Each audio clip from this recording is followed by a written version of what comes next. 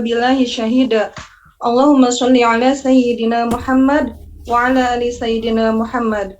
Alhamdulillahirabbil alamin. Puji dan syukur kita panjatkan kehadirat Allah Subhanahu wa taala ya yang tiada terhingga. Hari ini kita bersyukur sekali kepada Allah Subhanahu wa taala bahwasanya hari ini kita masih diberikan kesempatan oleh Allah bertemu kembali di bulan Ramadan yang mulia ini. Alhamdulillah kita masih diberikan kenikmatan iman, Islam, dan nikmat sehat. Salawat dan salam semoga Allah Subhanahu wa taala tetap terlimpah curahkan kepada tauladan kita semua, yakni Habibana wa Nabiyana Nabi Muhammad sallallahu alaihi wasallam.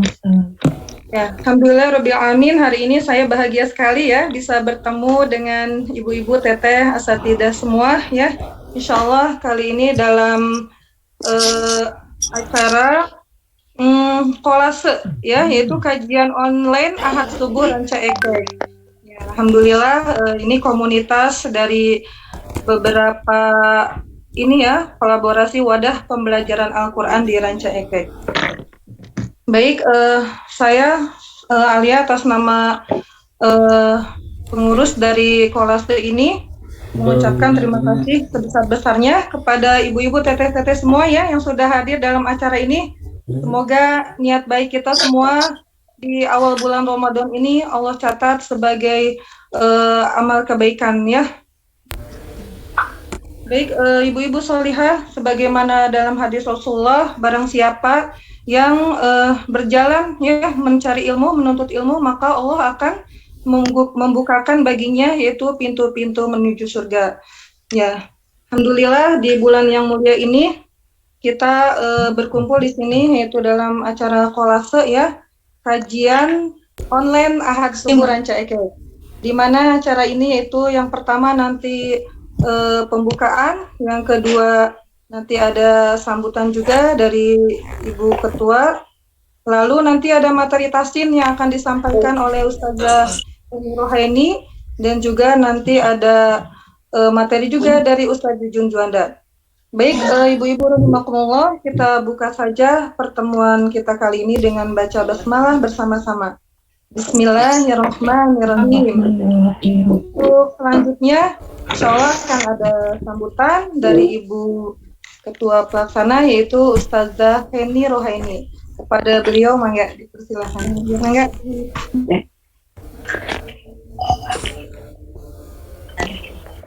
Assalamualaikum warahmatullahi wabarakatuh. Waalaikumsalam warahmatullahi wabarakatuh. Udah wabillahi syahid. Syahadu alla ilaha illallah wa asyhadu Buku tulis. ada nazidna ilmi warzuqna fahma wa bismillah dari amr Itu mati gitu.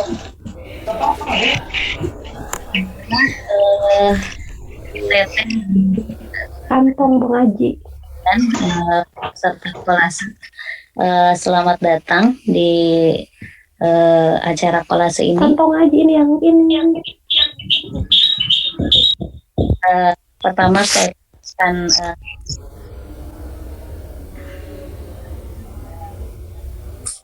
yang berkenan hadir dan memberikan para panitia buat Ustazah yang dan majalah Al-Quran. Sekali lagi mudah-mudahan interaksi kita ini diberkahi oleh Allah Subhanahu wa taala. Saya mungkin tidak akan banyak bicara. Saya ingin menyampaikan bahwa acara kolase ini merupakan kolaborasi dari 4 wadah pembelajaran Al-Quran di Ranca.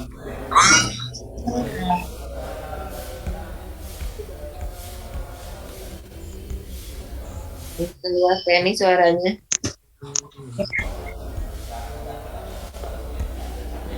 Gak kedengaran Bu Hen suaranya. Oh gitu. Oh gitu. Saya ulang ya berarti.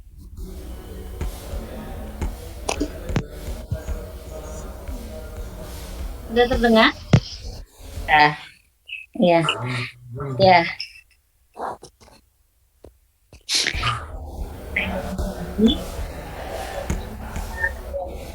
Masih belum.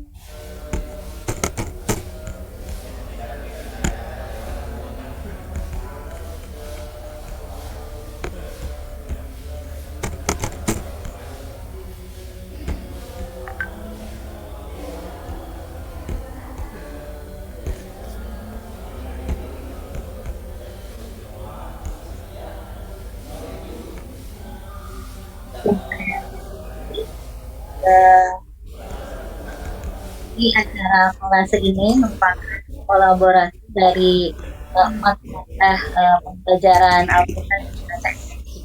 Saya sebenarnya masih banyak ya, masih banyak walau pembelajaran Al-Quran dengan teknik ini. Tapi untuk saat ini baru 4 saja, yaitu Bojong Ngaji, Boji, kemudian Jelbong Ngaji Al-Quran di Ciku, kemudian Al-Quran Intensif Rencana baik, dan baca ekek Quran mengaji Al-Quran. Jadi insya Allah ini adalah kolaborasi pertama fatwa dan Quran. Oh, kelas ini seperti yang oleh ini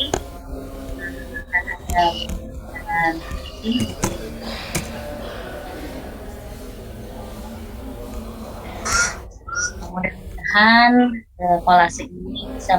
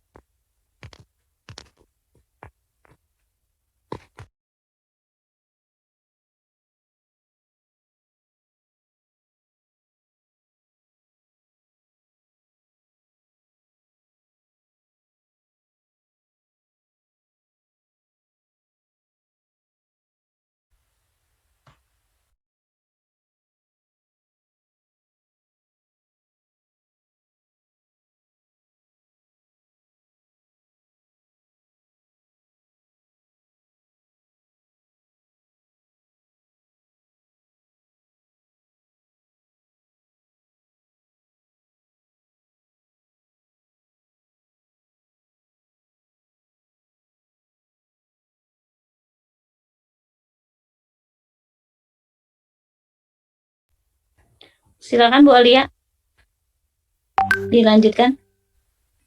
Oh ya, baik. Tadi suaranya ini ya mungkin agak tidak terdengar. Baik, alhamdulillah, nuhun jazakumullah khair kepada Bu Heni, Ustazah Heni yang sudah menyampaikan sambutannya bagaimana tentang kolase ini ya.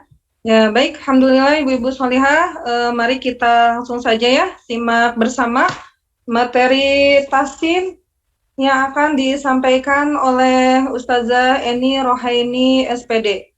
Mangga kepada Ustazah ini Rohaini dipersilahkan. Sudah ada Ustazah ini?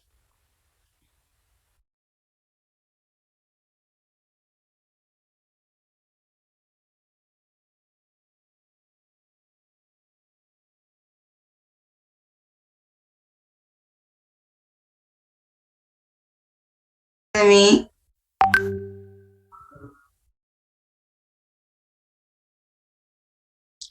baik, Assalamualaikum warahmatullahi wabarakatuh.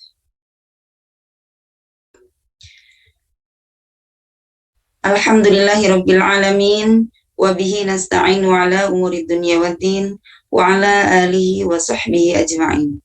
Amma ba'du. Rabbi shrah li sadri wa yassir li amri wahlul 'uqdatam min lisani yafqahu qawli. Alhamdulillah, Ustazah semua, pagi ini kita bisa berjumpa dalam acara Ramadan kita yaitu kolase. Mudah-mudahan Allah memberikan kepada kita kemudahan dalam taat di jalannya, terutama di bulan Ramadan ini yang dimana Masya Allah luar biasa pahalanya yang sangat luar biasa ketika kita mengamalkan amal-amal yang solih. Salawat serta salam mari kita limpahkan kepada junjungan kita Nabi Muhammad SAW. Bagaimana kabarnya ibu-ibu semua? Sehat? Alhamdulillah. Tidak akan lama begitu ya, karena waktu dengan yang sudah begitu terbatas, harusnya sampai jam 5.30 ya. Ini sudah jam 5.24. Jadi saya akan langsung saja. Baik ibu-ibu yang dirahmati Allah, pagi ini kita insya Allah akan sama-sama belajar mengaplikasikan begitu ya kaidah-kaidah ilmu tajwid yang sudah kita dapat begitu ya, dimana ketika kita membaca Al-Quran itu harus tartil begitu ya. Oleh karena itu mari kita sama-sama berlatih untuk mengaplikasikan kaidah-kaidah ilmu tajwid ke dalam tilawah kita. Tapi sebelumnya mari kita berdoa bersama-sama dengan membacakan suratul Fatihah. Duaan a'udzu billahi minasyaitonir rajim. Bismillahirrahmanirrahim. Alhamdulillahi rabbil alamin. Ar-Rahmanir Rahim. Maliki yaumiddin. Iyyaka na'budu wa iyyaka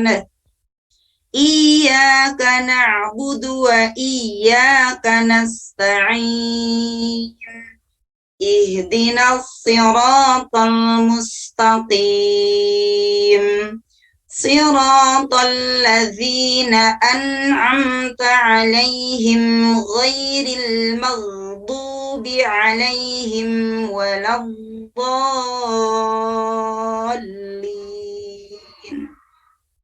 Amin. Kita lanjut ibu-ibu, baca sama-sama surat Al-Baqarah dari ayat 1 sampai ayat 5. Bismillahirrahmanirrahim. Alif Lam Mim. Zalikal kitabu la raiba fihi.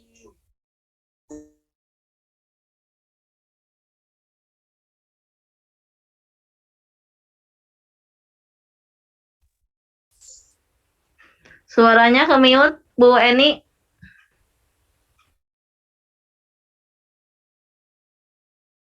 Mohon maaf. alladzina yu'minuna bil ghaibi wa yuqimuna as-salata wa mimma razaqnahum yunfiqun walladzina yu'minuna bima unzila ilaika wa ma unzila min qablik wa bil akhirati hum yuqinun ulaika ala hudam mir rabbihim wa ulaika humul muflihun. Baik, ibu-ibu yang dirahmati Allah, mari kita lihat di ayat ke-6. Insya Allah pagi ini kita akan menjelaskan sedikit tentang bagaimana supaya kita konsisten dalam membaca Al-Quran dengan kaidah ilmu tajwid yang sesuai. Ibu Aliyah bisa share?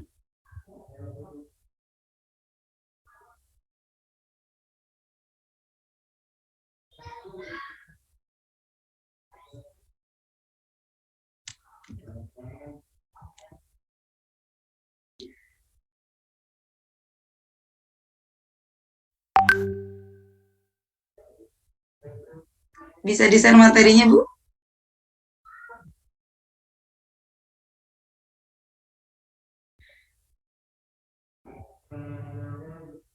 Baik, ibu-ibu yang dirahmati Allah, untuk kita konsisten dalam membaca Al-Quran, memakai kaidah ilmu tajwid, sebetulnya insya Allah sangat mudah begitu ya.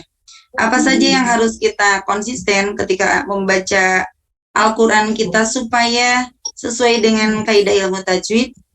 Yang pertama adalah kita konsisten dalam mad.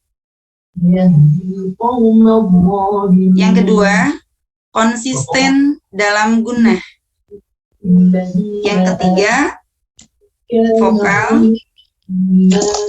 Yang nomor keempat adalah kita konsisten di melafalkan huruf-huruf yang sukun. Nah, untuk pertemuan kali ini kita tidak akan ngebahas semuanya, tapi hanya satu saja, yaitu konsisten dalam melafalkan mad, begitu ya. Di dalam Al-Quran, insya Allah ya, di dalam kaidah-kaidah ilmu tajwid yang dinamakan mad itu tentunya banyak, gitu ya. Ada yang harus dibaca 2 harokat, ada yang harus dibaca lebih dari 2 harokat. Nah, untuk pagi ini kita akan mencoba mengkonsistenkan di dalam melafalkan mad. Mari kita lihat di ayat ke-6 surat Al-Baqarah. Saya akan menunjukkan terlebih dahulu tentang yang harus dibaca panjang, yaitu mad. Contohnya, innalladzina, zina, biar tidak kelebihan panjangnya, maka kita diayun saja, zina, begitu. Karena kita ini sering terjadi kekurang tepatan dalam melafalkan mad. Kadang-kadang terlalu panjang, begitu ya. Innalladzina, zina, itu lebih dari 2 harokat. Maka kita diayun saja, biar kita mudah membacanya, tidak berlebihan di dalam melafalkan madnya. Innalladzina.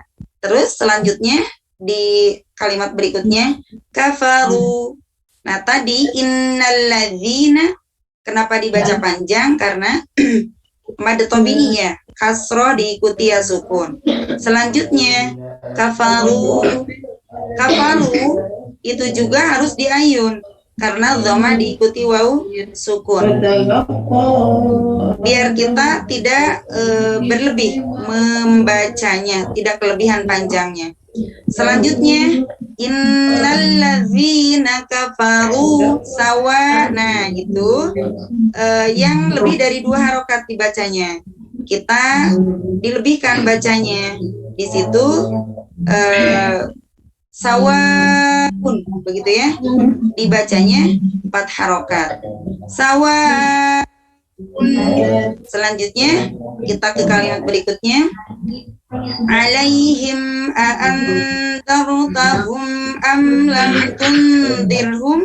Selanjutnya la. Nah, di situ bertemu lagi dengan mad. Maka harus dibaca panjang, fathah diikuti alif. La yu'minuna. Bismillah. Yu'minuna. Ketika diwakafkan menjadi la yu'minun. Itu pun sama, menjadi panjangnya lebih dari 2 karena menjadi mad arid disukun. Baik ibu-ibu yang solihah yang dirahmati Allah, mari kita bacakan dulu di ayat ke-6. Innalladzina kafaru sawa alaihim a'anzartahum sawa'un alaihim a'anzartahum am lam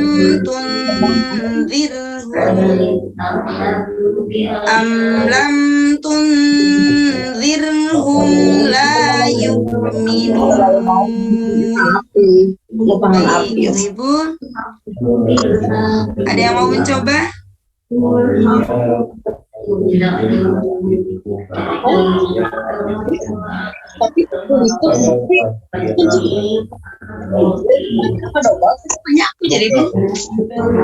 Bu Winda, silakan Bu Winda, mangga.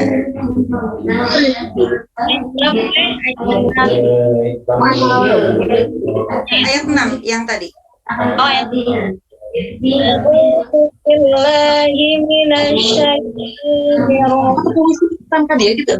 Bismillahirrahmanirrahim.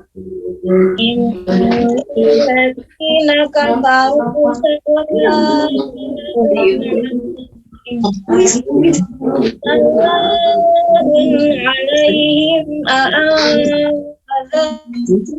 أخاف عليكم عذاب يوم عظيم قالوا أجئتنا لتأتيكنا Suara Bu Winda menghilang ya? بما تعدنا إن Ke-mute, Bu Winda. الصادقين قال إنما العلم عند الله. Suaranya menghilang Bu Winda. Suaranya menghilang? Nah, sekarang jelas. Boleh diulang kembali Bu Winda? Oh iya, ayat 6 ya. Ya. A'udzu billahi minasyaitonir rajim. Bismillahirrahmanirrahim. Innalladzina kafaru sawa'un 'alaihim a'anzartahum am lam tunzirhum la yu'minun. Baik, Masya Allah. Nah, itu ibu-ibu melafalkan mad yang benar begitu ya. Jadi cukup diayun saja bagi mad yang dibaca 2 harokat. Mari kita sama-sama baca sampai ayat 11. Baik ibu-ibu, yuk kita sama-sama dibaca. Melanjutkan di ayat 7. Khatamallahu ala qulubihim wa ala sam'ihim wa ala absarihim ghishawatun wa lahum azabun azim wa minan nasi man yaqulu amanna billahi wa bil yawmil akhir wa ma hum bimu'minin khadi'un Allah walladzina amanu wa ma yakhda'una يخادعون الله والذين آمنوا وما يخدعون إلا في قلوبهم مرض فزادهم الله مرضا ولهم عذاب أليم بما كانوا يكذبون. Baik Ibu, ada yang mau mencoba lagi di ayat 11? وإذا قيل لهم لا تفسدوا في الأرض قالوا إنما نحن مصلحون.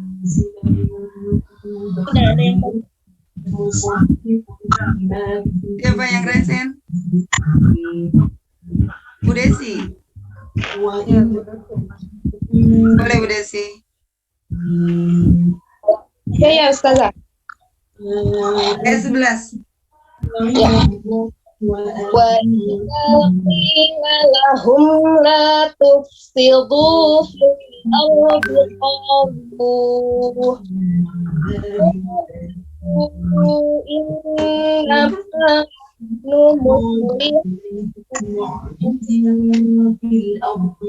Baik, alhamdulillah. Ada lagi Ibu Atin, satu orang lagi ya. Mangga Ibu Atin.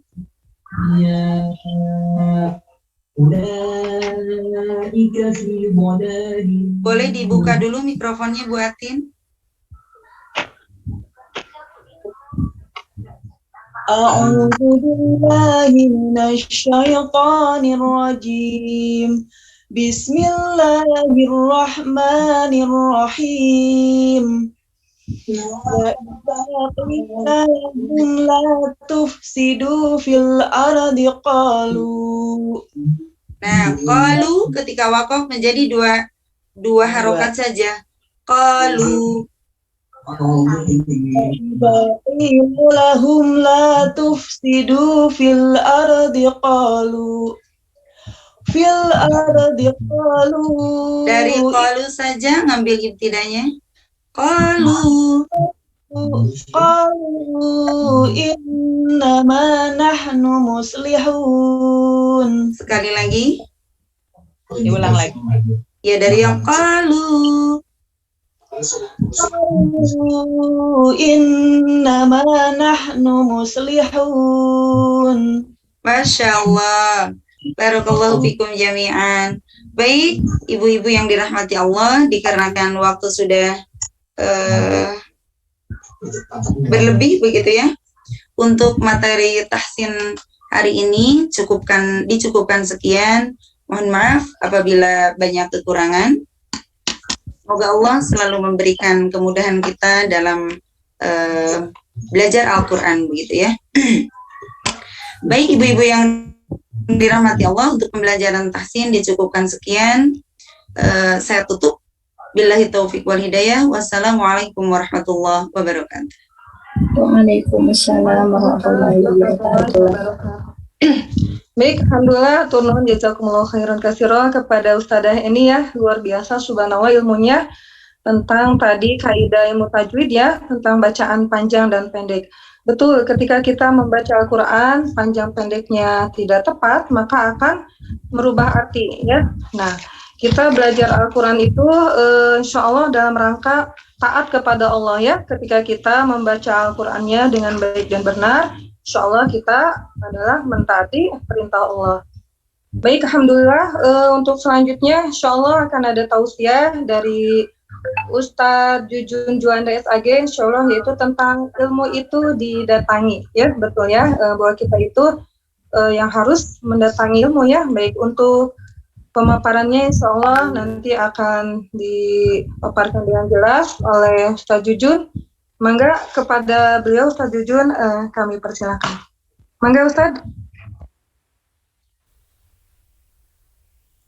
Ya, terima kasih. Bismillahirrahmanirrahim. Assalamualaikum warahmatullahi wabarakatuh. Waalaikumsalam warahmatullahi wabarakatuh. Alhamdulillahirabbil alamin wa bihi nasta'inu ala umuri dunya waddin. Tsumma salatu wassalamu ala asyrafil anbiya'i wal mursalin Sayyidina Muhammadin wa ala alihi wa sahbihi ajma'in. Amma ba'd. Qala Allah Ta'ala fi kitabil karim, a'udzu billahi minasy syaithanir rajim. Bismillahirrahmanirrahim. Amman huwa qanitun ana al-laili sajidan wa qa'iman yahdharul akhirata wa yarju rahmatah rabbih. Qul hal yastawi alladhina ya'lamuna wal ladhina la ya'lamun. Innama yatadhakkaru ulul albab. Sadaqallahul azim. Wa qala Rasulullah sallallahu alaihi wasallam, man salaka tariqan yaltamisu fihi ilman sahalallahu lahu bihi tariqan ilal jannah. Amma ba'd, ayyuhal ustadzat rahimakunallah. Alhamdulillah, di pagi hari yang semi cerah di tempat saya barusan sempat hujan. Alhamdulillah sebenarnya sudah berhenti. Mudah-mudahan di Rancaikek juga senantiasa cerah. Alhamdulillah kita bersyukur kepada Allah Subhanahu wa taala, di hari ini, hari Ahad, kita diberikan kesempatan oleh Allah Subhanahu wa taala untuk bertatap muka, bermuwajahah, bermusyafahah, untuk berbagi ilmu.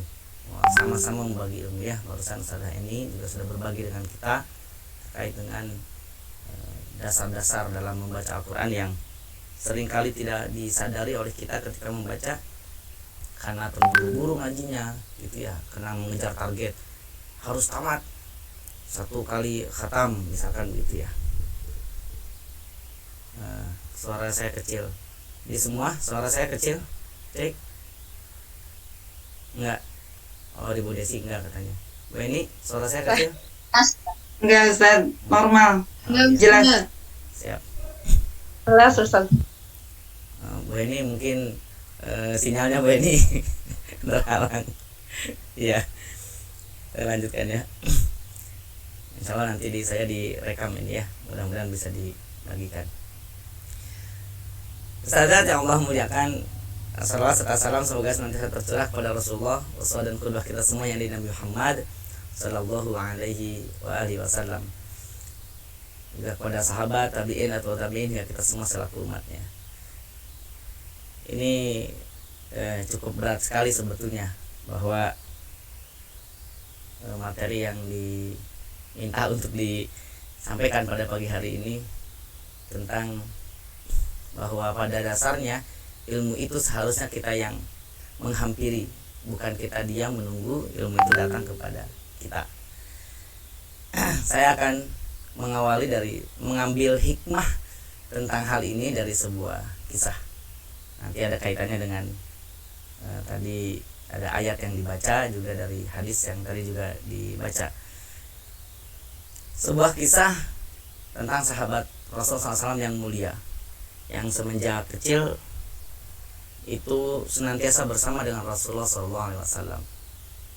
Seorang sahabat yang digadang-gadang sebagai orang yang paling faham, mafhum terhadap ilmu agama, terhadap Al-Quran, terhadap sunnah Rasul. Seorang sahabat yang saat itu usianya relatif muda, tetapi memiliki pemahaman yang tinggi, memiliki daya pikir yang tinggi, bahkan melebihi sahabat-sahabat senior yang ada pada saat itu. Bahkan setelah sepeninggalnya Rasulullah SAW. Siapakah beliau? Beliau adalah keponakannya Nabi, anak dari pamannya Nabi Muhammad SAW, dan kita mengenal beliau dengan nama Abdullah ibnu Abbas radhiyallahu anhuma. Abbas itu pamannya Nabi Muhammad SAW. Beliau memiliki beberapa putra, dari istrinya bernama Lubabah, dan salah satu putranya adalah Abdullah ibnu Abbas, dan beliau dikenal biasanya dengan Ibnu Abbas. Ibu sekalian, kita sering mengetahui nama-nama sahabat itu pakai namanya Ibnu ya, Ibnu Umar gitu ya, kemudian Ibnu Mas'ud, Ibnu Zubair dan seterusnya. Kenapa itu Ibnu? Emang Ibnu itu kan anak. Kata sesudah itu berarti nama bapaknya. Ibnu Abbas berarti anak dari Abbas. Nah, kenapa pakai Ibnu? Nah, ternyata itu untuk memudahkan panggilan karena nama yang sama. Dari kalangan sahabat itu banyak nama yang sama. Bahkan dikenal untuk nama Abdullah ini banyak sekali nama Abdullah pada saat itu. Jadi bahkan sampai disebutkan ada 4 nama Abdullah yang terkenal pada saat itu. Jadi namanya Abdullah, sebetulnya Abdullah. Dari nama-nama yang lain juga sama namanya Abdullah. Namun kemudian supaya membedakan di antara satu dengan yang lainnya dan masing-masing punya keutamaan, maka dipanggillah kunyah. Nama kunyah atau panggilan yang dikaitkan dengan nama ayahnya, nama bapaknya. Jadi Ibnu Abbas, Ibnu Mas'ud, Ibnu Zubair dan seterusnya itu semuanya rata-rata namanya adalah Abdullah. Apa keistimewaan dari Ibnu Abbas radhiyallahu anhuma ini? Oh ya, kita sebutkannya radhiyallahu anhuma. Tidak kan biasa kalau menyebutkan sahabat Umar bin Khattab radhiyallahu anhu, Abu Bakar As-Siddiq radhiyallahu anhu. Ini anhuma. Domirnya 2, huma untuk 2 orang. Kenapa? Karena mengacu atau menunjukkan kepada beliaunya Ibnu Abbasnya sendiri juga kepada ayahnya. Karena dalam kata Ibnu Abbas itu nama beliau dan nama ayahnya. Dan sementara ayahnya itu juga seorang sahabat. Pamannya Nabi ini adalah seorang sahabat. Sehingga langsung radhiyallahu anhuma. Kalau kita menyebutkan nama Ibnu Abbas, kita sebutkan radhiyallahu anhuma. Semoga Allah memberikan keridhaan kepada mereka berdua. Ini kepada Ibnu Abbas dan kepada ayahnya Abbas. Apa kisah yang kita bisa ambil? Nah, ini kaitannya dengan apa? Ini kaitannya yang akan kita bahas adalah terkait dengan adab. Adab kita menuntut ilmu. Tadi itu ya judulnya, kita bahwa ilmu itu seyogyanya kita datangi dan bukannya ilmu yang mendatangi kita. Nah, bagaimana kisahnya? Bahwa ini salah satu kisah saja di antara banyak kisah beliau. Sepeninggalnya Rasulullah SAW, beliau hidup di Madinah. Dan beliau tahu banyak kalangan Ansor penduduk Madinah saat itu yang memiliki ilmu yang banyak, memiliki ilmu yang luar biasa, terutama terkait dengan sunnah. Maka beliau mengajak sahabatnya itu, yuk kita belajar sunnah yuk kepada sahabat yang ada di Madinah. Kemudian, tetapi ada kaum Ansor, temannya itu malah menolaknya, tidak mau gitu. Tetapi beliau kekeh, saya harus belajar nih. Nah, ketika itu beliau belajar, kemudian mengejarlah bahwa ada orang yang paham tentang sunnah Nabi SAW di Madinah. Di kisah ini saya tidak menemukan namanya siapanya, tapi yang jelas orang yang alim. Sampai kata beliau menceritakan berhenti di depan rumahnya, diketuk tuh nggak ada yang membuka. Diperkirakan sudah malam, sudah tidur begitu ya, sudah tidur. Kemudian beliau menginap di depan rumahnya, ngampar gitu ya, kalau kata kita ngampar di depan rumahnya sampai tertidur, sampai sehingga besok paginya si penghuni rumah itu bangun membuka pintu, di situ terdapat Ibnu Abbas radhiyallahu anhu sedang tidur di depan pintunya. Kemudian ditanya, wahai sepupu Rasul, apa yang kau lakukan di sini? Aku mau belajar, bahasa saya, aku mau belajar sunnah darimu, karena aku tahu ada hadis yang ada bersumber darimu, maka aku ingin belajar kepadamu. Dia mengatakan, kenapa engkau di sini? Engkau bisa menyuruh orang dan aku yang akan datang kepadamu, kata sahabat ini. Sementara engkau adalah sepupunya Rasul. Ini kan keturunan dengan Nabi gitu ya, orang yang mulia, apalagi ada kaitannya dengan Nabi. Saat itu dianggap lebih gitu ya. Jadi udah biar kami saja, biar saya saja yang datang ke sana gitu kata beliau. Tapi ternyata beliau tidak, karena sesungguhnya ilmu itu harusnya didatangi. Jadi harusnya kita yang membutuhkan ilmu, kita yang mendatangi sumber ilmu. Nah, ini asal muasal judul dari kajian pada hari ini. Itu di antara kisahnya. Artinya adab dalam mencari ilmu adalah kita yang mendatangi sumber ilmu. Makanya tidak salah Rasulullah SAW menyampaikan dalam hadis yang tadi saya singgung di awal di mukadimah, man salaka tariqan yaltamisu fihi ilman, barang siapa salaka itu menempuh jalan, tariqan jalan, dan dia berjalan untuk menempuh jalan itu untuk mencari ilmu, dalam rangka mencari ilmu, maka kata Allah ini dipastikan sahalallahu, pakai tasydid ya, karena ada taukid, sahalallahu bihi, Allah akan memudahkan bagi dia dengan berjalannya itu, sahalallahu lahu bihi tariqan ilal jannah, Allah akan memudahkan jalan bagi dia untuk menempuh atau untuk memasuki surga, insya Allah. Keutamaan yang luar biasa ketika kita melangkahkan kaki kita, ketika kita bepergian untuk mengejar ilmu. Jadi bukannya kita diam saja menunggu ilmu. Ada yang mau ngasih ilmu, ada yang mau menyebarkan ilmu, datang deh ke rumah, silakan aja, saya nunggu. Tidak. Gitu yang dimaksud dengan hadis ini adalah salaka itu adalah aktif. Aktif bentuknya.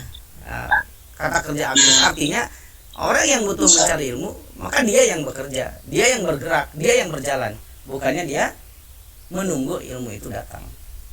Ini salah satu. Yang kedua, hikmah yang bisa diambil dari kisah ini adalah dalam adab mencari ilmu, ya tidak sampai mengganggu begitu ya orang atau orang yang akan kita jadikan guru. Ya sudah, biarkan saja, tapi kita menunggu sampai beliau memberikannya, sampai beliau mau memberikan ilmu tersebut. Padahal tadi dikatakan engkau ini orang yang mulia, kalau bahasa kita ya, engkau orang yang mulia, engkau ini sepupunya Nabi. Udah suruh orang aja untuk memanggil saya datang ke rumah. Kata beliau enggak, karena saking beliau, hikmah yang bisa kita ambil adalah memuliakan orang alim, memuliakan orang yang berilmu. Jadi tidak mentang-mentang kita pejabat, udah panggil guru datang ke sini. Makanya kenapa kebiasaan di kalangan para ulama itu mohon maaf, tanda petik tidak begitu dekat dengan penguasa, tidak begitu dekat. Seharusnya memang sejalan karena ulama dan umaro. Tetapi ulama itu jangan sampai masuk ke dalam lingkaran umaro, dalam lingkaran pemerintahan secara langsung. Kenapa? Dia khawatirkan ada keterkaitan sehingga ulama ini banyak digerak-gerakan oleh umaro. Wallahu alam, mungkin yang kita lihat sekarang ini banyak yang mengaku ulama, banyak mengaku ustadz, tapi berada dalam genggaman pemerintah, sehingga kebijakan-kebijakan, ucapan-ucapan, bahkan mungkin fatwa-fatwa yang dikeluarkan itu malah bagaimana pesanannya pemerintah. Naudzubillah min dzalik. Ini silakan ibu sekalian dicek, diperiksa, banyak kisah, banyak hal-hal yang kita bisa ambil pelajaran dari para ulama salaf. Para ulama-ulama zaman dahulu itu begitu. Mereka menghindari, yang kami pelajari, mereka menghindari untuk berada di lingkungan tanda petik istana gitu saat itu. Dan kenyataannya terjadi, akhirnya banyak para ulama zaman dahulu itu yang berakhir di penjara. Bahkan sampai ke ulama ke Indonesia, ulama-ulama di penjara. Kenapa? Karena begitu, mereka mengingatkan, karena sikap kritisnya mereka mempertahankan agama, mengingatkan para penguasa, tidak terima penguasanya dibui di penjara. Dan tidak sedikit para ulama yang menghasilkan banyak karyanya itu dari penjara. Itu membuktikan kelebihannya para ulama, mempertahankan ideologinya dalam agama. Itu dua. Saya ulang, yang pertama, adab dalam berilmu itu adalah kita mencari ilmu. Kalau sekarang mah online, kita nggak kemana-mana, kita diem di sini saja. Lah, kita kan tahu ya, bukan berarti tidak kemana-mana. Kita berusaha mencari mana linknya, kita berusaha, yuk kita mau ikut, mau gabung. Itu juga insya Allah sudah menjadi lahan ibadah. Yang salahnya itu dengan kita memberikan tadhiyah kita berupa kuota gitu ya. Sekarang ini subuh-subuh orang lain lagi sibuk-sibuk rame bulan Ramadan, pagi-pagi sedang tadarus, kita malah ada di sini. Tapi insya Allah nilai kita akan jauh lebih besar, jauh lebih baik lagi. Dan yang kedua, adab terhadap guru. Adab terhadap guru, bagaimana kita memuliakan orang alim, orang yang kita ambil pelajarannya. Yang berikutnya adalah adab terhadap ilmunya. Adab terhadap ilmu dalam hal ini adalah ilmu agama, terutama bahwa Ibnu Abbas radhiyallahu an itu digadang-gadang saat itu saja sebagai orang yang paham agama, sebagai orang yang mengerti agama, bahkan disebut bahkan beliau itu memiliki julukan turjuman Al-Quran, orang yang sangat memahami Al-Quran, penerjemah Al-Quran, orang yang sangat memahami Al-Quran. Saat itu sudah mendapatkan sampai gelar disampaikan begitu, tetapi beliau tidak sombong. Beliau memuliakan ilmu, beliau mencari ilmu. Bahkan sangat mungkin beliau itu sudah tahu itu hadisnya, sudah tahu sunnahnya, tetapi saking memuliakannya, beliau mengejar siapa sih yang meriwayatkannya, langsung dikejar. Supaya jelas apa yang dikatakannya tidak asal katanya, tetapi langsung berbicara tentang sanad keilmuan. Kata siapa, an kita baca hadis itu kan begitu ya. Dan paling ujungnya kita diriwayatkan oleh Imam Al-Bukhari, Imam Muslim, Imam Abu Daud, Imam At-Tirmidzi dan seterusnya. Itu yang terakhir tuh baru sampai ke kita. Dari kitanya gampang, karena ke kita itu tinggal baca kitab-kitab yang sudah mereka susun. Jadi hampir tidak ada lagi muridnya Imam Al-Bukhari itu meriwayatkan dari Imam Al-Bukhari. Muridnya meriwayatkan tidak, karena sudah jadi buku itu, sudah ditadwin ya, sudah ada bukunya, sudah jadi, kita tinggal buka lagi. Kita ini orang-orang jago semua, kita bisa meriwayatkan hadis langsung dengan Imam Bukhari, padahal kita tidak bertemu dengan Imam Bukhari karena sudah jadi kitabnya. Memuliakan ilmu, dan salah satu ilmu yang mulia adalah hadis Rasulullah SAW. Lebih mulia dari itu adalah ilmu Al-Quran, ilmu tajwidnya, ilmu terjemah, ilmu yang sebagainya berkaitan dengan Al-Quran. Adab kita berilmu, bagaimana kita mendatangi ilmu, kejar kita ilmu karena seyogianya. Kenapa tadi Allah sampaikan Rasulullah SAW sampaikan sahalallahu, Allah mudahkan jalannya menuju surga, karena kita tahu dalam hadis lain Rasulullah SAW menyampaikan barang siapa yang mencari ilmu, sesungguhnya dia sedang di jalan Allah, dan katakanlah dia meninggal, maka dia dalam keadaan syahid di jalan Allah Subhanahu wa taala. Keutamaannya orang yang berilmu, orang yang mencari ilmu. Dan kita tahu hadis yang lain bahwa mencari ilmu itu adalah kewajiban setiap muslim. Ibu-ibu yang Allah muliakan, kita bisa mengambil hikmah yang lain dari seorang Ibnu Abbas. Kurang apa dari beliau? Ketika kecilnya, beliau itu mendapatkan doa langsung dari Rasulullah SAW. Mendapatkan doa langsung. Ini ada sebuah kisah, beliau itu suka menginap di rumahnya Nabi, di rumah istrinya, yakni masih saudara ibunya beliau, yakni di rumah Maimunah radhiyallahu anha. Beliau menginap di sana dan Rasul menginap di sana. Setiap pagi, setiap dini hari, ketika Rasul bangun tidur dan akan melaksanakan sholat, itu senantiasa tersedia tempat air untuk wudhu. Nah kemudian Rasul mendapatkan sudah ada, loh ini siapa yang menyiapkan tempat air ini untuk wudhu. Nah kemudian Maimunah menyampaikan kepada Rasulullah SAW, itu yang menyiapkan adalah Ibnu Abbas. Nah saat itu langsung beliau mendoakan. Doa beliau adalah Allahumma faqihu fiddin wa 'allimhu ta'wil. Ya Allah, berikanlah pemahaman kepada dia dalam hal agama, wa 'allimhu ta'wil, dan ajarkanlah kepada dia ta'wil. Ta'wil itu tafsir. Salah satunya adalah tafsir atau ta'wil. Makanya tidak heran beliau sudah mendapatkan doa yang makbul dari Rasulullah SAW gitu. Tetapi sekali lagi tidak sombong. Beliau tidak sombong. Beliau tetap mencari ilmu kepada yang lain. Walaupun bahkan pada saat zamannya kekhalifahan Umar bin Khattab radhiyallahu an, beliau diberikan gelar oleh Umar bin Khattab radhiyallahu an itu sebagai Fata al-Kuhul. Namanya Fata al-Kuhul. Fata itu remaja, Kuhul itu tua. Ongkoh remaja, tapi kok tua? Fisiknya remaja, usianya masih muda, tetapi pemikirannya itu dewasa. Sehingga dari mana beliau mengambil itu? Salah satu kisahnya adalah di zamannya Umar bin Khattab radhiyallahu anhu itu sering ada kumpulan para sahabat-sahabat kabir, sahabat-sahabat besar, sahabat-sahabat senior ini zamannya kekhalifahan. Kemudian suka ada kumpulan membahas tentang agama, membahas tentang kenegaraan dan seterusnya. Dalam forum itu pernah suatu kali Umar bin Khattab radhiyallahu anhu itu mengajak Ibnu Abbas radhiyallahu anhu. Nah, para sahabat kaget, loh.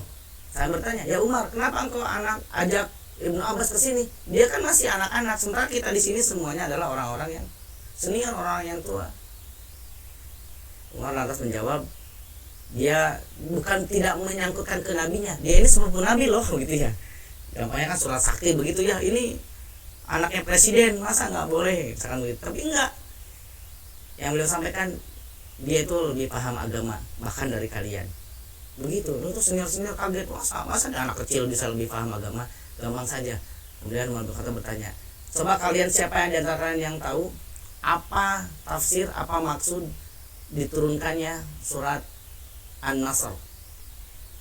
Jawab tuh, iya itu kan kabar tentang Futuh Mekah, bahwa kita akan menaklukkan Mekah, bahwa kita akan seterusnya. Pokoknya kaitannya dengan kejadiannya idza jaa nasrullah. Kemudian banyak orang-orang saat itu berbondong-bondong masuk Islam sesuai dengan tekstual ayatnya. Lantas Umar berkata, ya Ibnu Abbas silakan kamu terangkan apa maksudnya. Beliau menjawabnya ringkas, menjawabnya ringan. Beliau menjawab, sesungguhnya diturunkannya surat An-Nasr itu idza jaa nasrullah itu adalah sebagai tanda bahwa tugas Rasulullah SAW itu sudah selesai, bahwa Nabi Muhammad SAW itu akan segera meninggal dunia. Kaget itu, nggak ada satu orang pun sahabat menjawab itu. Dan Umar bin Khattab lantas menjawab, shadaqta, benar, itulah sesungguhnya diturunkannya surat An-Nasr itu. Kaget itu semua, akhirnya semua juga mengakui. Dan diakuilah bahwa Ibnu Abbas ini dijadikan sumber untuk pemahaman dalam agama. Sampai saat ini luar biasa, Masya Allah. Beliau banyak sekali, walaupun tidak lama bertemu dengan Rasulnya, karena dikisahkan di riwayat itu ada yang mengatakan beliau itu lahir pada masa hijrahnya Rasulullah SAW ke Madinah, ada yang mengatakan 3 tahun sebelum hijrah. Sehingga ketika Rasul wafat, beliau berusia satu 10 tahun, yang satu 13 tahun. Jadi memang masih sangat muda ketika Rasulullah SAW wafat. Tapi beliau termasuk orang yang paling banyak meriwayatkan hadis, terutama terkait dengan kehidupan dalam berkeluarga, karena beliau ada di rumah dengan Nabi. Dan hadis-hadis yang lain banyak sekali, dan banyak dijadikan sumber hadis-hadis dari beliau. Saudara sekalian, ibu-ibu yang Allah muliakan, ada berbicara ada tentang ilmu, bahwa banyak sekali kitab yang membahas ini. Selain kita harus memuliakan gurunya, kita memuliakan ilmunya, bahkan kita memuliakan konten dari ilmu tersebut, atau bahkan buku, kalau kitab gitu ya, kitab dari ilmu yang kita bahas. Saking kita harus memuliakan ilmu, maka adab. Seringkali kita gadang-gadang al-ilmu qabla al-amal. Kita harus tahu ilmu dulu sebelum amal. Karena Rasulullah SAW menyampaikan juga, amal tanpa ilmu ya sia-sia, nggak ada nilainya. Tetapi ternyata ada yang lebih utama dari ilmu, yakni adab. Tidak sedikit orang yang berilmu tapi miskin adab. Tidak sedikit orang yang bertitel panjang, bertitel sekolah tinggi, tetapi miskin adab. Padahal Allah Subhanahu wa Ta'ala menyampaikan dalam Al-Quran perintah tentang berdakwah itu, ud'u ila sabili rabbi. Ajaklah mereka, kaum umat itu kepada jalan Tuhanmu. Bil hikmah, dengan cara hikmah, wal mau'izatil hasanah, dengan pengajaran yang baik, wajadilhum billati hiya ahsan. Dan berdebatlah, kalau diterjemahkan secara langsung, debatlah mereka billati hiya ahsan, dengan cara yang sangat baik. Ahsan, bukan hasanah lagi, ahsan, billati hiya ahsan, dengan cara yang sangat baik, sebaik-baiknya cara. Tidak sedikit di antara kita, di sekitar kita, mengedepankan jidalnya, debat, wajadilhum terjidal, karena itu di Al-Qurannya ada berdebat, tetapi dengan cara yang tidak ahsan. Bid'ah, tidak boleh ini, tidak boleh itu, ini tidak ada contohnya, ini tidak. Masya Allah, seakan-akan dia yang sudah punya kunci surga. Semuanya tidak bisa karena tidak sunnah. Nauzubillah min dzalik. Padahal wajadilhum billati hiya ahsan. Gimana orang mau tertarik dengan dakwah? Bagaimana orang mau tertarik dengan ajaran Islam sementara ketika mengajaknya dengan cara yang begitu tegas harus, tapi terlalu keras, malah menghindarkan orang dari ketertarikannya terhadap Islam. Makanya kenapa orang yang baru masuk Islam disebutnya mu'allaf. Mu'allaf itu artinya apa? Orang yang tertarik. Mu'allafat qulubuhum. Tertarik hatinya itu kepada Islam. Tertarik itu pasti ada nilai yang menarik. Tapi kalau sudah menghadapi begitu, loh kok begini Islam? Kayaknya enggak mau. Ya, maka wajadilhum billati hiya ahsan. Harus dengan cara yang baik. Dan itu adab dari kitanya para penuntut ilmu sebelum kita menyampaikan ilmu kepada yang lain, karena seyogianya ilmu itu harus kita alirkan, harus mengalir. Tetapi sebelum itu kita cari ilmu dulu, dan cari ilmu itu dengan baik. Ada ungkapan dari para ulama, laulal isnad, kalau bukanlah karena isnad itu sanad, laqala man sya'a ma sya'a, orang itu akan mengatakan apa yang sesuai dengan kehendak hatinya, semaunya gue, rasanya begitu. Kalau bukan karena sanad itu sandaran ilmu. Ya, kita bersandar, saya ini belajar dari siapa? Dari guru saya belajar dari gurunya. Jelas itu gurunya jelas sampai siapa. Saya belajar dari siapa? Dari Mbah Google. Udah, gurunya Mbah Google. Ya sudah, sanadnya sampai Mbah Google. Dari Mbah Google itu langsung kepada Nabi. Wah, itu deh di Google itu langsung kalau Rasulullah SAW, wah langsung riwayat saya itu paling dekat dengan Nabi. Kenapa? Dari Google langsung kepada Nabi. Masya Allah, luar biasa. Sanadnya tinggi sekali. Ya itulah, ya. Kalau bukan karena sanad, maka orang akan mengucapkan apa-apa sesukanya saja. Tidak begitu ya. Sandaran ilmu itu sangat penting. Maka jelas kita harus berguru, jelas dengan siapa kita belajar. Jelas kita harus belajar itu sumber ilmunya dari mana-mananya. Ibu-ibu yang Allah muliakan, momen sekarang Ramadan mudah-mudahan menjadi momen yang luar biasa bagi kita untuk menekankan pada kita harus belajar, meningkatkan semangat kita untuk belajar. Jangan pernah merasa cukup. Sekali lagi, jangan pernah merasa cukup. Wabil khusus dalam bidang Al-Quran, tadi Ustazah ini mencontohkan, ada saya ngaji udah bisa, udah begini segini-gininya, lecik urang gitu kayaknya. Pas didangu ke batur geningan salah keneh wae, masih banyak salahnya. Ya itulah, ya hilangkan rasa cukup dalam diri kita. Ternyata ada orang lain yang lebih tahu, orang lebih paham. Pas belajar lagi, ya geningan, nah ada dulu mah nggak begini, sekarang berubah ya. Mad itu 2 harokat segitu ya, dulu mah nggak segitu. Masa berubah? Enggak ya, itu riwayat bacaannya begitu, nggak mungkin berubah. Nah dulu mah ada baca Quran begini, enggak ada yang berubah. Yang berubah tuh kitanya yang mungkin sudah lama gitu ya tidak ngaji, atau mungkin sudah keasikan, udah ngaji begini aja ya, nggak nyari lagi ilmunya, tidak memperkuat. Padahal kenapa Al-Quran itu diturunkan berulang-ulang? Isinya itu kan sama, ini berbicara, kok diulang-ulang lagi? Salah satu hikmahnya adalah bahwa ilmu itu begitu, jangan pernah merasa cukup. Yuk kita ulang lagi, yuk cari lagi, ayo ingatkan lagi. Mungkin lupa dulu, oh iya dulu pernah belajar, pernah loh ya. Ukti berapa hafalannya? Saya pernah hafal 30 juz. Pernah, tapi bukan sekarang hafal, tapi pernah. Beda nilainya ya dengan orang yang sekarang hafal. Gitu ya. Pernah hafal dengan sekarang hafal. Berarti jangan bangga dengan pernah, karena kita kalau sekedar pernah ada yang hilang berarti. Ini dulu pernah belajar sih tapi lupa lagi, ya udah, lupa itu ya. Dan itu sifat manusia. Ya, al-insanu mahal khata wa nisyan. Manusia itu tempatnya salah dan lupa. Nah, karena sudah dipastikan begitu, tempat salah dan lupa, yuk kita ingat kembali, yuk kita belajar lagi. Fakir, kami juga senantiasa belajar insya Allah. Bahkan dengan kondisi begini juga kita sama-sama belajar. Sedikit menambahkan bagian akhir, tadi kami bacakan ayat di awal surah Az-Zumar ayat 9. Di bagian akhir Allah Subhanahu wa taala menyampaikan, hal yastawi, apakah sama alladzina ya'lamuna walladzina la ya'lamun? Apakah sama orang yang tahu dengan orang yang nggak tahu? Tentu sangat berbeda. Tentu sangat berbeda. Orang-orang yang tahu, orang yang berilmu, ya alamun, atau orang yang tahu itu kan dari kata alama, berilmu gitu ya.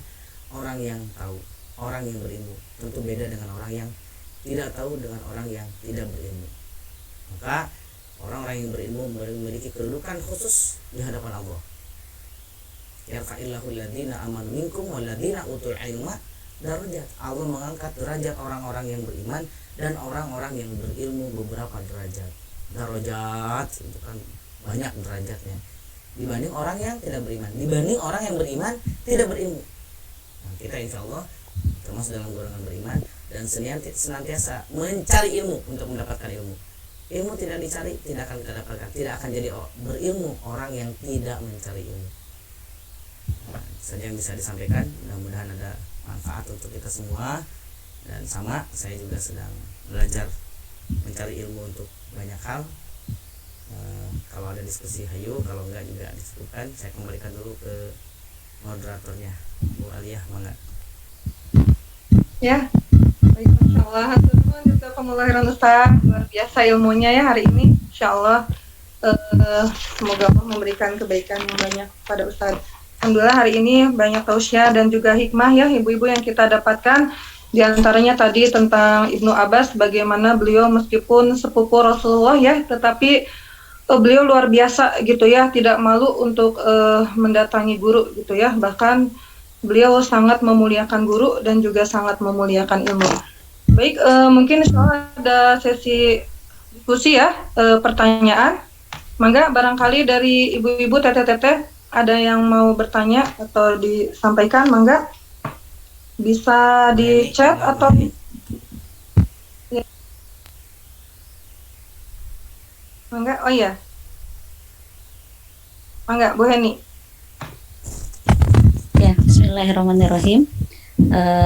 Langsung aja Ustaz ya. Terima kasih atas ilmunya, Masya Allah.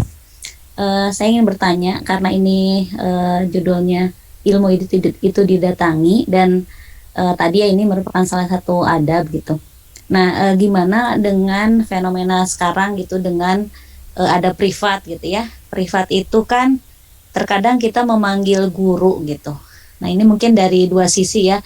Dari ketika kita jadi misalnya jadi murid memanggil guru dengan misalnya kita sebagai guru yang mendatangi murid gitu ya, karena misalnya ngajar privat misalnya seperti itu. Nah, apakah akan istilahnya ada bedanya nggak ilmu yang didapat atau keberkahan ilmunya gitu, seperti itu mungkin. Assalamualaikum. Assalamualaikum warahmatullahi wabarakatuh. Syukran, jazakillah khairan katsira. Pertanyaannya Bu Heni. Bu Ibu sekalian, kita lihat dari dua sisi. Pertanyaannya dari dua sisi ya. Dari kita sebagai murid yang menghendaki ilmu, memanggil guru, atau yang kedua kita sebagai guru yang dipanggil. Nah, saya berbicara dari sisi guru dulu. Rasulullah SAW bersabda, yang kita hafal hadisnya insyaallah, khairukum man ta'allamal qur'ana wa 'allamahu. Bahwa orang yang terbaik di antara kalian, kata Rasulullah SAW, itulah orang yang ta'allamal Qur'an, senantiasa mempelajari Al-Qur'an. Gak cukup, baru setengah, ada setengahnya lagi, wa 'allamahu, dan mengajarkannya. Melihat kata wa'allamahu itu sifatnya aktif, mengajarkannya, bukan menunggu orang lain minta belajar dari kita, bukan, mengajarkannya. Nah, kita diam-diam saja, kita sudah banyak ilmu, misalkan saya sudah mempelajari Al-Quran loh, saya sudah belajar dari sini sana sini, kemudian saya sudah kuliah dan seterusnya, banyak ilmu numpuk di diri saya, di kepala saya sudah numpuk ilmu Al-Quran. Kemudian kita diam di rumah, orang nggak tahu dia itu orang tahu Al-Quran, dan saya sering menemukan begitu loh. Tiba-tiba pas terdesak, orang maju, dia jadi imam, didorong jadi imam deh. Ngajinya bagus. Pas ngobrol, ternyata ilmunya dalam. Ternyata dia diam-diam saja, nggak ketahuan sama orang lain. Kenapa? Karena dianya maaf saya lagi bahasa saya mungkin gitu ya, terlalu tawadu. Tawadu bagus, tapi kalau terlalu tawadu jadi jelek. Dan masalahnya dia punya ilmu, dia tidak membagikan. Ini Imam Ibnu Qayyim al-Jauziyah membagikan 4 orang termasuk yang dalam hal ilmu. Ada orang yang berilmu tahu tapi tidak nyadar dan tidak, tapi nantilah pembahasan sendiri ya tentang 4 golongan itu ya. Tapi intinya aktif loh, kita dapat ilmu, kita aktif karena bahasa yang populer kita kenal nahnu du'at qabla kulli syai', bahwa kita semua du'at loh, kita semua ini dai qabla kulli syai', bahkan sebelum segala sesuatu. Artinya kita punya tugas, punya kewajiban berdakwah kepada orang lain. Dalam salah satu wajibatuna nahwa Al-Quran, kewajiban kita terhadap Al-Quran, dan salah satunya adalah kita mengajarkan ta'limuhu, kita mengajarkan Al-Quran kepada umat, kepada orang lain. Dan itu kewajiban. Artinya kita aktif. Jadi jangan nunggu panggilan deh, saya udah punya ilmu, nunggu di panggilan, nunggu di calling deh. Si Matupang siang malam tunggu panggilan. Tunggu dipanggil untuk ngeles, tunggu dipanggil untuk ngajar. Hanya diam. Oh, pas ada yang manggil, ibu, barangkali ada waktu anak saya mau belajar nih begini-begini, berapa ya? Pas sebutin kita, ya udah kita sebutin. Saya kan udah ngaji kesana kesini, saya belajar kesana sini, dihitung-hitung, ganti ongkos, ganti segala macam, sebutkan sekian rupiah. Oh gitu. Nanti ibu ya saya bahas dulu dengan anak-anak yang lain. Nggak jadi karena kemahalan, misalkan begitu ya. Karena bukannya kita mau ngajarin ke orang lain, malah kita nunggu dan tidak jadi gara-gara maaf gitu ya, kemahalan. Alhamdulillah mungkin tidak begitu. Dari sisi guru, dari sisi kita sebagai seorang guru, maka kita wajib mengajarkan dan jangan mengharapkan in ajriya illa 'ala Allah. Sungguhnya ujroh kita itu dari Allah Subhanahu wa taala. Jadi jangan kita mengharapkan, jangan, alhamdulillah min dzalik ya. Karena pahala kita, ujroh kita, upah ya, ujroh itu upah. Upah kita yang terbesar adalah dari Allah Subhanahu wa taala. Entah di dunia, entah di akhirat. Sudah nggak usah mikir, pokoknya mah Allah sudah jamin bagi seorang guru. Pun ketika kita tidak bisa mengajarkan, kita sudah nyari nggak ada orang yang mau belajar, itu urusan lain karena kita sudah mencobanya. Tapi sekarang kayaknya nggak mungkin deh, kita lebih mudah. Nggak pun kita ngajar langsung, kita bisa pasang status di medsos, kita bisa bikin vlog video, kita upload ke YouTube. Nah, itu sangat terserah orang mau nonton mau tidak, kita sudah menyebarkan ke semua, itu sudah usaha-usahanya. Itu sangat mudah insya Allah. Yang kedua, dari sisi kita sebagai murid, kalau kita manggil, maka berlaku al-darurah tubihul mahdurat. Apa itu? Darurat itu tubihu, itu membolehkan hal-hal yang tidak boleh. Susah kita kalau harus sekolah lagi, kayaknya sekarang kalau mau belajar harus sekolah lagi gitu ya. Kita usianya sudah tidak memungkinkan, fisiknya dan seterusnya, waktu dan segala macamnya. Belum kita yang sudah berumah tangga, boro-boro harus keluar pergi mencari ilmu, di rumah juga anak harus diurus, suami juga harus diurus, misalkan begitu. Maka ada hal-hal tertentu yang bisa menjadi rukhsah bagi kita. Tetapi ibu-ibu sekalian, jangan terlena dengan hal itu. Kembali ada ayat rukhsah, iya udah kita mah diam aja di rumah. Tidak, jangan. Itu kita manggil guru, itu adalah kita manggil guru sebetulnya upaya, itu usaha. Toh kita juga akan mengeluarkan energi, mengeluarkan bahkan biaya juga kita keluarkan. Itu juga upaya dan itu ada nilai ibadahnya. Ada nilai ibadahnya. Tetapi bahasanya tolong dipahami konteksnya. Man salaka thariqan, ini lebih dipahami lagi. Akan jauh lebih baik ketika kita mendatangi, kita yang mencari bergerak. Itu yang dimaksudkan dengan man salaka thariqan. Ya kita mencari bergerak. Nah, kita tidak bisa mencari karena ada kesibukan dan seterusnya, ya itu udah urusan lain. Dan Allah Maha mengetahui tentang kesulitannya kita. Yang ngaji saja, orang yang terbata-bata ngajinya itu kan dapat 2 pahala. Ya, waladzi yaqra'ul Qur'an wa yatata'ata. Terbata-bata ngajinya, falahu ajron, kata Rasulullah SAW. Dia dapat 2 pahala. 2 pahala tuh kok dia ngajinya nggak benar, jelek, kok dia malah dapat 2 pahala? Karena usahanya itu dimaksudkan. Sama ketika mencari ilmu juga, karena usahanya itu yang menjadi nilai lebihnya bagi orang itu. Karena dia berusaha. Tapi sekali lagi tanpa mengurangi, kita manggil guru itu juga kan usaha. Nah, yang jadi masalah kalau karena hese malas harus ikut kajian ke sana, harus ikut pengajian di sana. Udahlah, kita mah manggil aja, kita kan anak sultan, kita manggil aja guru datang ke sini. Ini yang dihindari zaman dulu para ulama salaf itu, dan ini asli loh, bahasanya ini asli, bahasa sultan itu bukan sekarang. Zaman dulu anak sultan memang. Para imam-imam zaman dulu, termasuk imam yang sangat saya kagumi, Imam Ibnu Jazari rahimahullah ta'ala, kan begitu beliau, menghindari itu. Tapi ya dilarang, qadarullah tetap ketemu dengan sultan.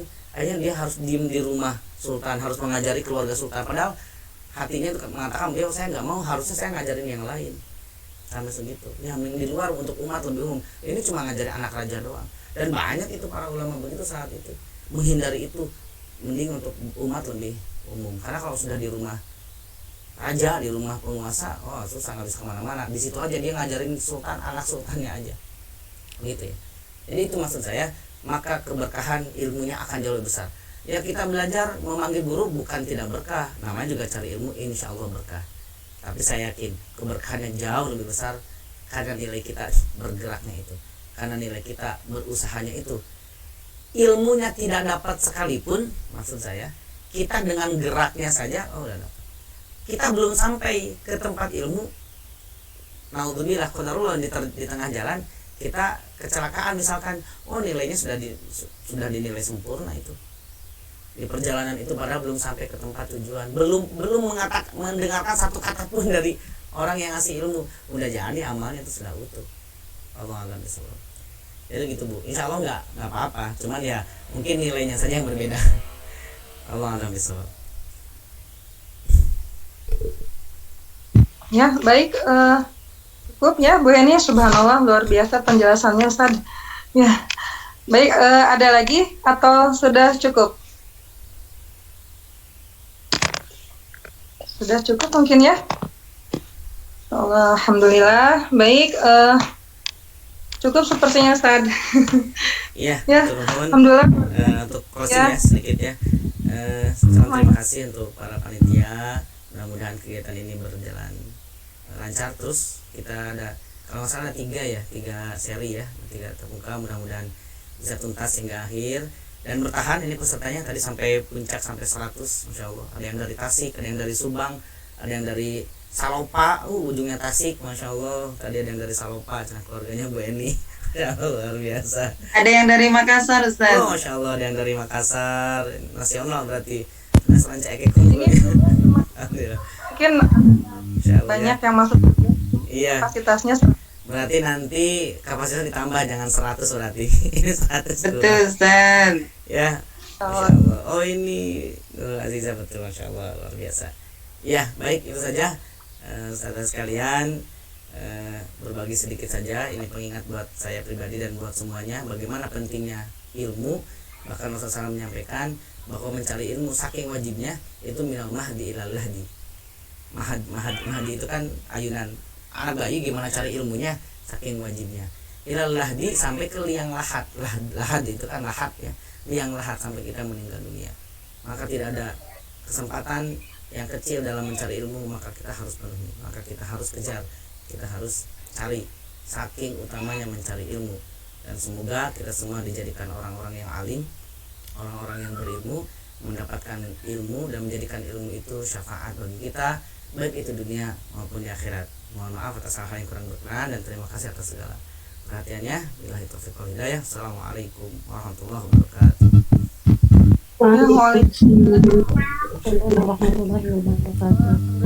Amin. Alhamdulillah, jazakumullah sangat jazak kepada Ustadz Jujun Juanda ya, dan juga tadi Ustadzah Eni Rohania yang sudah memberikan ilmunya kepada kita semua yang sangat luar biasa ya di pagi hari ini. Alhamdulillah, semoga menjadi bekal buat kita semua ya. Intinya kita jangan pernah berhenti untuk mencari ilmu ya, kata hadis Nabi juga tadi, mencari ilmu itu dari mulai buayan sampai liang lahat. Alhamdulillah, untuk hari ini dicukupkan. Insyaallah kita nanti bertemu kembali di ahad depan ya, ibu-ibu salihah. Insyaallah nanti bersama Ustadz Jujun kembali ya, dan juga materi lain yang lebih penting ya, nanti semakin kesana semakin banyak ilmu yang akan kita dapatkan. Baik, sebelum ditutup mungkin ada sesi foto bersama gitu. Ada ini ya. Enggak, ya. Mangga ibu-ibu boleh dibuka kameranya ya, biar kelihatan cantiknya. Ya, mangga. Udah siap? Siap semua. Ya, sebentar ya. 1, 2, 3. Sekali lagi. 1, 2, 3. Sudah, terima kasih. Ya, alhamdulillah. Baik, sudah cukup ya. Baik, ibu-ibu salihah, alhamdulillah untuk pertemuan kita kali ini. Semoga kita senantiasa mengisi Ramadan kita dengan lebih baik. Masih berikan kesempatan kepada kita, ada 29 hari lagi ke depan, semoga kita mengisinya dengan sebaik mungkin. Alhamdulillah. Baik, hatur nuhun Ustadz Jujun, Ustadzah ini kita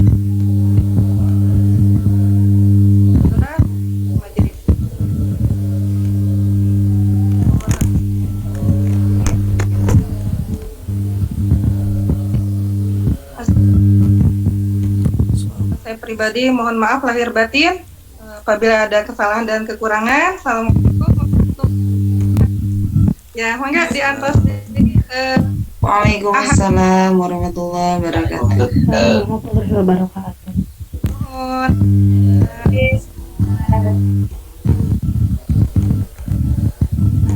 izin pamit. Ya,